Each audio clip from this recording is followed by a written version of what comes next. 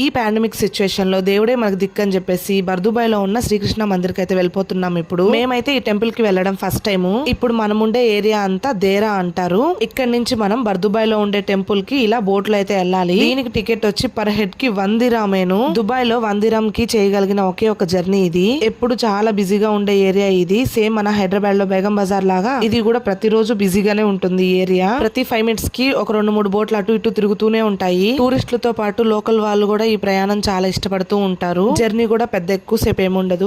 Just ఒక 5 minutes అలా ఉంటుంది. ఇక టెంపుల్ కి వెళ్లే దారిలో ఇలా రకరకాల స్ట్రీట్ షాపింగ్ అయితే చేయొచ్చు. సేమ్ మన చార్మిరాన్ పక్కన అటు ఇటు అంగళ్ళు ఎలా ఉంటాయో ఇక్కడ కూడా సేమ్ అలాగే ఉన్నాయి. గవల్ డ్రెస్ అయితే భలే ఉందన్నమాట. దేవుడు కావాల్సిన సామాన్లన్నీ ఇక్కడే దొరుకుతాయి. ఇదే అన్నమాట ఆ టెంపుల్ ఎంట్రన్స్. లోపలికైతే ఫోన్ అలో లేదు. ఇక్కడ ప్రతి ఒక్కటి ఉన్నాయి. ఇంట్లో పెట్టుకునే దేవుడు మందిర్లు కూడా ఉన్నాయి. తులసి కోటలు, తులసమ్మ మంచిగా బార్గెన్ చేసేసి మనకు కావాల్సిన తీసేసుకోవచ్చు. ఇక దర్శనం అయిపోయినాక చుట్టుపక్కలంతా చూసుకొని మాకు కావాల్సినవన్నీ కొనుక్కొని మళ్ళీ అదే 1 దిరం బోట్ ఎక్కేసి దుబాయ్ కి అయితే వచ్చేసాము.